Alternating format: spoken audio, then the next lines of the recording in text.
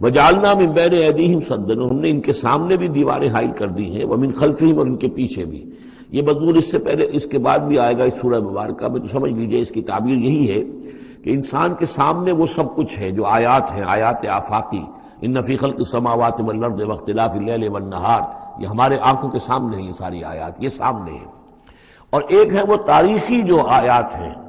آیات تاریخی، ایام اللہ، کیا کیا ہوا ہے قوموں کے ساتھ۔ تو گویا کہ یا تو انسان سبق حاصل کرتا ہے التذکیر بآلاء اللہ سے،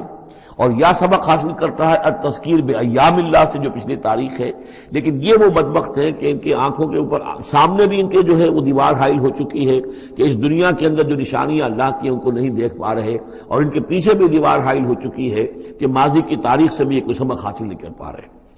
وجعلنا من بین ایدیہم سدا ومن خلفہم سدا فاغشیناہم، تو ہم نے ان کو ڈھانپ دیا ہے، فہم لا یبصرون، اب وہ دیکھ نہیں سکتے۔